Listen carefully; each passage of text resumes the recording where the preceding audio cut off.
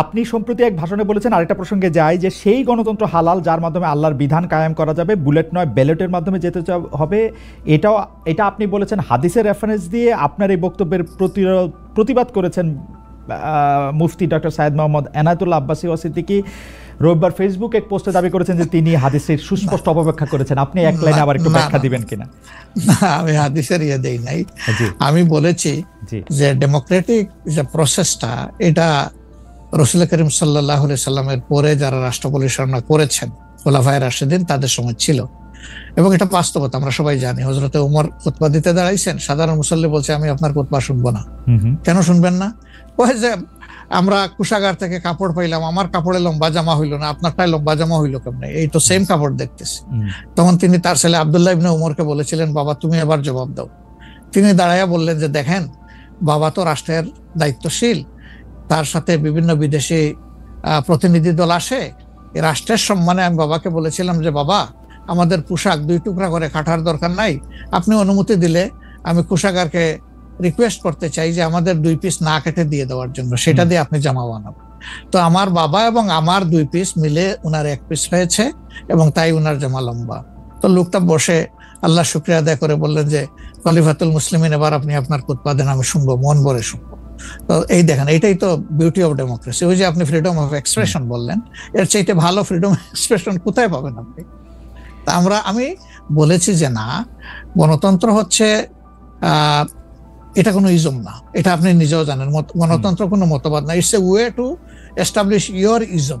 আপনি যেটা চয়েস করেন, এটা ক্যাপিটালিজম হইতে পারে, সোশ্যালিজম হইতে পারে, কমিউনিজম হইতে পারে, এরকম যেটাই হোক সেটা আপনি করবেন। কিন্তু এটা একটা ওয়ে, এই বাহনের উপরে আপনি চড়ে যাবেন। সেটা যদি আল্লাহর দিন কায়েমের উদ্দেশ্যে হয়, তাহলে অবশ্যই এটা মুসলমানদের জন্য হারাম হওয়ার কথা না। এখন আমার কথার সাথে তো ডিফার করতেই পারেন, উনি একজন লার্নেড মানুষ, আমি তাকে রেসপেক্ট করি, এবং কারো ডিফারেন্সটাকেও আমি রেসপেক্ট করি, কারণ এটা না হলে তো আপনার ফ্রিডম অফ এক্সপ্রেশন থাকবে না, এবং মাল্টিকালচারাল সোসাইটিও বিল্ড আপ করা সম্ভব হবে না। আচ্ছা, অ্যাবসলিউটলি ফাইন। আচ্ছা, আপনি শুক্রবার একটা দলীয় কর্মসূচিতে বলছেন যে দিন কায়েমের চেষ্টা বা প্রচেষ্টা ঐচ্ছিক নয়, মুমিনের উপর ফরজ। আরবার আপনাদের দীর্ঘদিনের একটা স্লোগান হচ্ছে এরকম, আল্লাহর আইন চাই। এখন একটি নতুন প্রচারণা, মানে অনেক দলকেই ক্ষমতায় দেখাচ্ছে, মানে জামাত ইসলাম একটা নতুন প্রচারণা এরকম যে অনেক দলকেই ক্ষমতায় দেখা হয়েছে, জামাতকে একটিবার সুযোগ দেওয়া হোক, আপনারা যদি নির্বাচনে জিতে ক্ষমতায় যেতে পারেন তাহলে কি বর্তমান ব্যবস্থা পাল্টে কোরআন সুন্নাহ ভিত্তিক শাসন বা শরিয়া ব্যবস্থা চালু করবেন? আসলে দেখেন, কোরআন সুন্নাহ ভিত্তিক মানে অনুশাসন যেটা, এটার ব্যাপারে সমাজের পারসেপশনের ভিন্নতা আছে। আমাদের বাংলাদেশের যে সংবিধান আছে, এই সংবিধানের অনেকগুলা আর্টিকেল, অনেকগুলা ধারা উপধারা কোরআনের সেন্সের সাথে পুরোপুরি মিলে যায়, এটার সাথে কোনো ডিফারেন্স নাই। আবার কিছু কিছু ধারা আছে সেখানে কনফ্লিক্ট, কন্ট্রাডিকশন আছে। তো ওরকম পরিবেশ পরিস্থিতি যখন আসবে, জনগণের প্রত্যাশার আলোকে এটা মানে সবার সাথে ইন্টারেক্টিভ হয়, সবাইকে সাথে নিয়েই ইনশাআল্লাহ ভালো জিনিসগুলোকে আমরা ইনপুট দেবো আল্লাহ চাই। তবে এটাও মনে রাখার বিষয় যে কোরআনী শাসন হঠাৎ করে আল্লাহ তাআলা এস্টাবলিশের হুকুম দেন নাই, ইট ওয়াজ এ গ্র্যাজুয়াল প্রসেস। ফর এক্সাম্পল মাদক কিন্তু দুনিয়ার কেউ কিন্তু এটাকে অ্যাপ্রুভাল দেয় না, বাট এটার প্র্যাকটিস সব জায়গায় আছে, এটা বাস্তবতা। তো সেই মদ যখন হারাম ঘোষণা করা হয়, নিষিদ্ধ করা হয়, তখন কিন্তু 3 পর্যায়ে গিয়ে চূড়ান্তভাবে এটা নিষিদ্ধ করা হয়েছিল। তো এটা গ্র্যাজুয়াল একটা প্রসেস। আপনি একটা ক্রাইম থেকে, দীর্ঘদিনের প্র্যাকটিস থেকে মানুষকে সরাবেন, আল্লাহ তাআলার সেই বিধানকে অনুসরণ করেই আমরা আগাবো ইনশাআল্লাহ। 5 আগস্টের পর থেকে বিএনপির পক্ষ থেকে যেহেতু জাতীয় নির্বাচনের দাবি জানানো হয়েছিল, এটা নিয়ে অনেক তাদেরকে রঙ্গব্যঙ্গ করা হয়েছে। জামায়াতে ইসলামী মাঝামাঝি থেকে ফেব্রুয়ারি ইলেকশনের কথাও বলেছে, রোজার পরেও ইলেকশনের কথা বলেছে, রোজার আগেও ইলেকশনের কথা বলেছে, কিন্তু আমরা দেখতে পাচ্ছি জামায়াতে ইসলামী 300 আসনে প্রার্থী ঘোষণা করে ফেলেছে। আপনারা যদি পরে কোনো রাজনৈতিক জোট করেন বা পরে যদি কোনো ধরনের রাজনৈতিক সমঝোতার মাধ্যমে জাতীয় সরকারের একটা আবহ তৈরি হয়, তাহলে কি হবে? আপনারা এখনই জোট ঘোষণা করে ফেলেছেন, সেটা কেমন হলো? আলহামদুলিল্লাহ, এটা আমাদের সাথে যাদের ইন্টারাকশন আছে তারা সবাই জানেন। আমরা বলেছি যে এটা আমাদের অফিসিয়াল ঘোষণা না, এটা হলো প্রাথমিক সিলেকশন, এবং সমস্ত আমাদের নমিনি যারা হবেন তাদেরকে সেম মেসেজ দেওয়া হয়েছে। যে জাতীয় বৃহত্তর স্বার্থে যে কোনো সময় যে কোনো পরিবর্তন যে কোনো আসনে আসতে পারে। আমাদের সংগঠন এটার জন্য পূর্ণ প্রস্তুত। প্রয়োজনে আমার থেকেই পরীক্ষা শুরু হবে, কোনো অসুবিধা নেই। আপনার কাছে ছোট একটি পরীক্ষা, সেটি আপনার পরীক্ষা না, আপনার কাছে একটি ছোট পরীক্ষা। আপনি কুষ্টিয়া 3 সদর আসনে জামাত ইসলামের এমপি প্রার্থী হিসেবে ঘোষণা করা হয়েছে জনপ্রিয় ইসলামী বক্তা জনাব আমির হামজাকে, কিন্তু এদিকে আবার জামাতি ইসলামীর শুরা সদস্য জনাব ফরাজ হোসেন রয়েছেন, তার নামও জোরে সোরে শোনা যাচ্ছে। অনেকেই বলছেন যে তৃণমূল জামায়াত আসলে পছন্দ করে নাই হঠাৎ করে এরকম একজনকে মনোনয়ন দেওয়া। এই বিষয়টাকে আসলে আপনি কিভাবে দেখেন? শুধু জনপ্রিয়তার জন্য না, নট দ্যাট। আমরা যখন কোনো জায়গায় নমিনি সিলেকশন করি তখন দুইটা জিনিস আমরা বিবেচনায় নেই।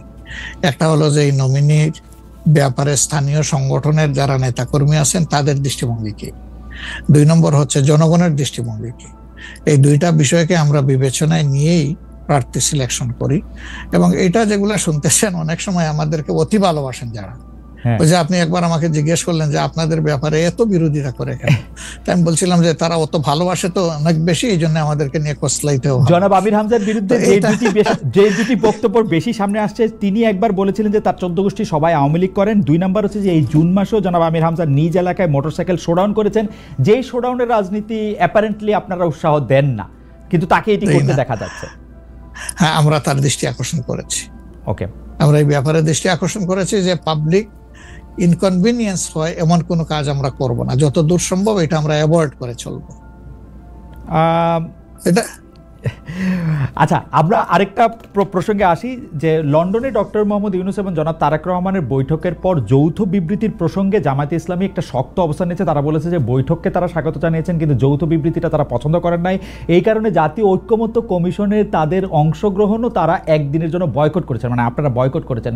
পরে আবার ডক্টর মোহাম্মদ ইউনূস আপনাকে ফোন করেন এবং সেই টেলিফোনের পরে আপনি ডক্টর মোহাম্মদ ইউনূস টেলিফোনে কি বলেছিলেন আপনাকে, সেটাকে আমাদের একটু বলা যাবে? না, উনি আসলে সেখানকার পরিবেশটাই তুলে ধরেছেন সামগ্রিকভাবে যে কেন উনি এটা করতে গেলেন। আমাদের কনসার্নের জায়গা ছিল যে তিনি নির্বাচনের একটা টাইমলাইন, ডেট না, একটা টাইমলাইন ঘোষণা করেছিলেন যে এইটা 1st of April কোনো একটা সময়ে নির্বাচন অনুষ্ঠিত হবে এবং নির্বাচন কমিশন সেই ব্যাপারে তারিখ নির্ধারণ করে তারা শিডিউল দেবে। এটা কিন্তু সবগুলা দলের সাথে সিরিজ অফ টকের পরে, উনি সরাসরি আলোচনার পরে এটা করেছিলেন। এরপরে তিনি লন্ডনে গিয়েছেন। তারেক রহমান সাহেব যেহেতু দেশে নেই এবং তিনি কার্যত বিএনপির এখন হইলেন নির্বাহী প্রধান, ভারপ্রাপ্ত চেয়ারম্যান, তো তার সাথে একটা বৈঠক হওয়াই উচিত, হইতেই পারে। এটা তো ভালো, এটা খারাপ কি? রাজনীতিতে ডায়ালগই তো উত্তম সমাধান। এবং বিএনপির কিছু কনসার্ন ছিল, তার সাথে আলোচনার মাধ্যমে সেটা যদি দূর হয় এটা তো ভালো, জাতীয় জীবনের জন্য ভালো, জাতীয় রাজনীতির জন্য ভালো। কিন্তু যেটা সকল দলের সাথে আলোচনা করে তিনি একটা টাইমলাইন দিলেন, শুধুমাত্র একটা দলের সাথে আলোচনা করে সেটা থেকে এইভাবে তার প্রকাশ্যে ঘোষণা দেওয়া, যদিও তিনি ডেফিনেটলি বলেন নাই যে রমজানের আগেই হবে, তিনি বলেছেন যদি এই জিনিস ফুলফিল করা যায় তাইলে সেটা আগেও চিন্তা করা যেতে পারে, কিন্তু সেটা ভালো হতো। আমাদের বক্তব্য হচ্ছে ভালো হতো দেশে এসে তিনি তাকে বলতেন যে আমি সম্মানের সাথে আপনার কথা শুনলাম, আমি মনে করি আপনার কথাগুলো লজিক্যাল, আমি দেশে গিয়ে আবার দলগুলোর সাথে একটু আলাপ করবো, করে এটাকে কিভাবে শেপ দেওয়া যায় আমি চিন্তা করবো, আপনি আমার উপর আস্থা রাখতে পারেন। That was good. কিন্তু এটা না করে সেখানে এটা ঘোষণা দেওয়াটাকে আমরা সঠিক মনে করি নাই। আমরা মনে করি যে ক্ষমতার ভারসাম্য একদিকে হেলে গিয়েছে এবং জাতি একটা রং মেসেজ পেয়েছে। এই জন্য আমরা আমাদের এই পর্যায়ে এটা আমার একটা প্রশ্ন, আপনার কাছে কি মনে হয় পরবর্তী জাতীয় সংসদ নির্বাচন আসলে কোন দিন কোন মাসে হবে? আমি ঠিক এটা জানি না, তবে আমি মনে করি যে এটা এপ্রিল পাড়ি দেবে না কোনো অবস্থায়। আর ফেব্রুয়ারিতে হলে আমি বলেছি সবার আগে, আপনি বলেছেন যে হ্যাঁ, যে ফেব্রুয়ারিতে হলে এটা বেস্ট, কারণ এই সিজনটা আমাদের জন্য কমফোর্টেবল সিজন ইলেকশনের জন্য।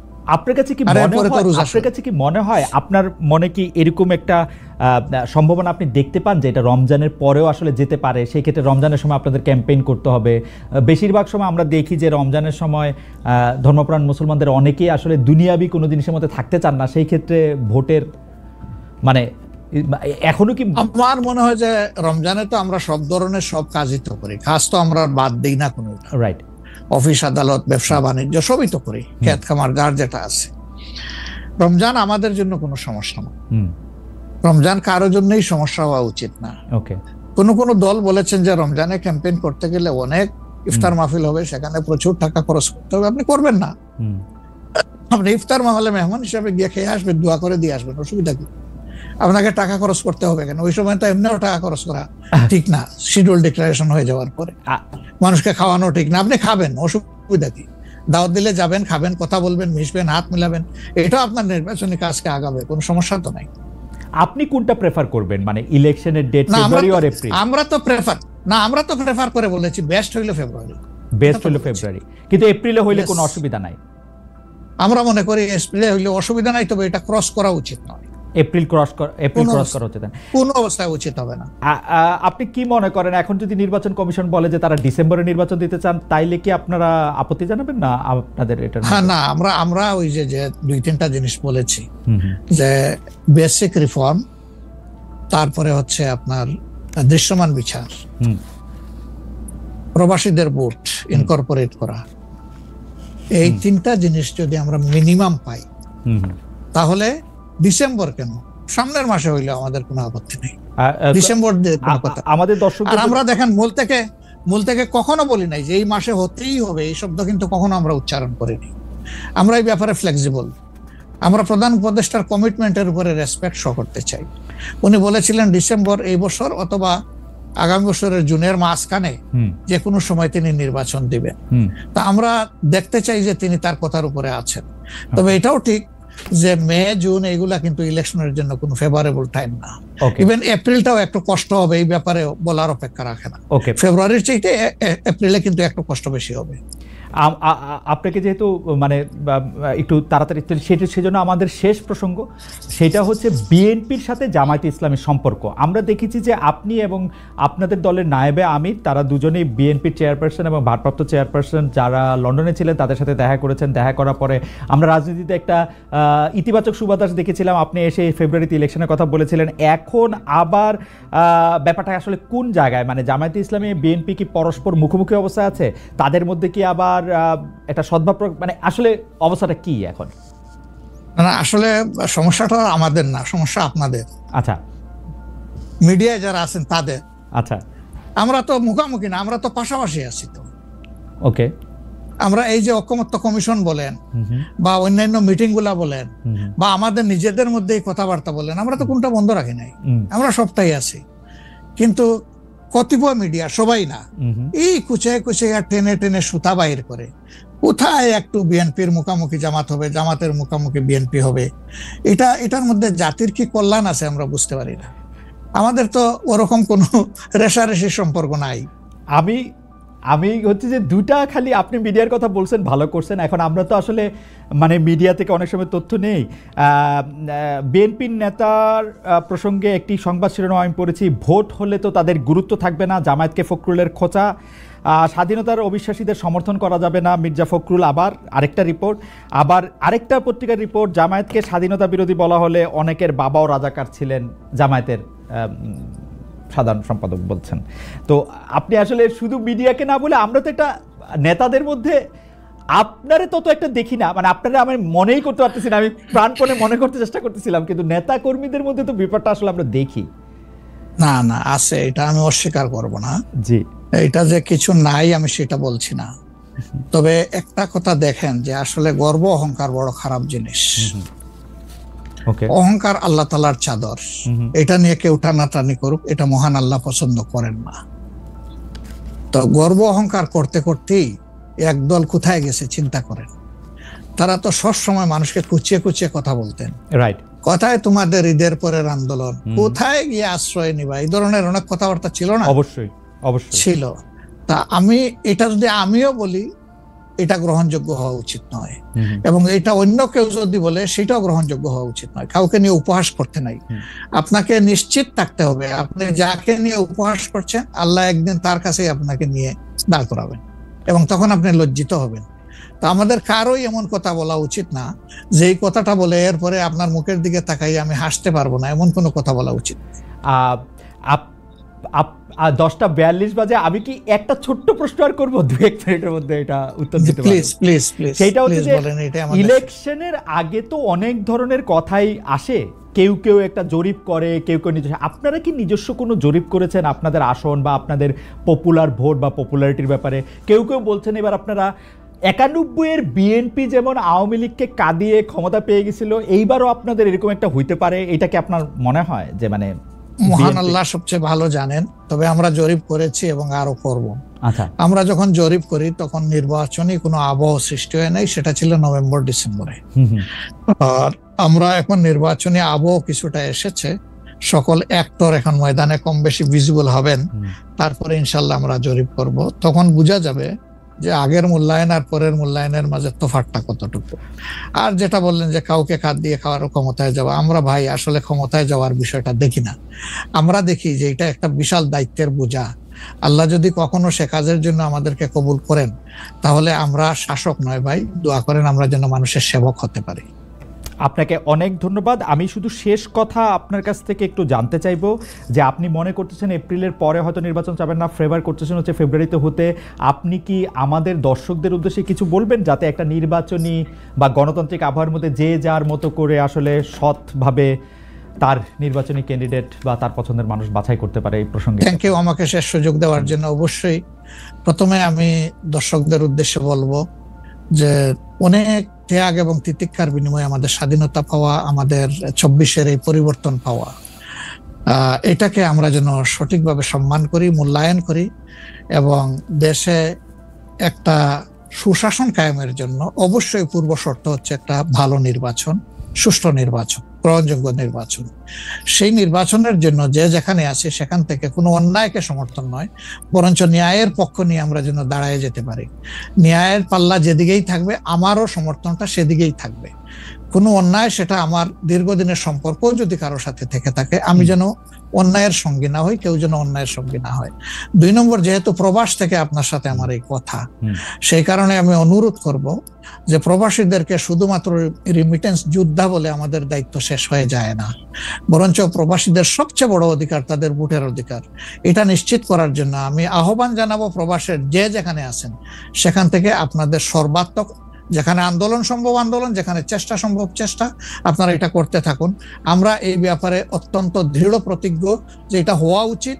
নির্বাচন কমিশন স্বীকার করেছে, সরকার স্বীকার করেছে, কিন্তু এখন পর্যন্ত দৃশ্যমান কোনো পদক্ষেপ নেওয়া হয়নি। আমরা উদ্বিগ্ন। আপনাদেরকেও এগিয়ে আসার জন্য আমি আহ্বান জানাবো, যারা বিশেষ করে প্রবাসে আছেন। ভোটের অধিকার ছাড়া অনেকগুলো বেসিক জিনিস আছে, আমি বারবার এগুলা বলেছি, সেগুলো আমাদের কনসার্ন এবং আমরা কমিটেড। দেশ এবং বিদেশে যারাই আমাদের আছেন তাদের অধিকারের ব্যাপারে আমরা কারোর সাথে কোনো কম্প্রোমাইজ করবো না ইনশাআল্লাহ।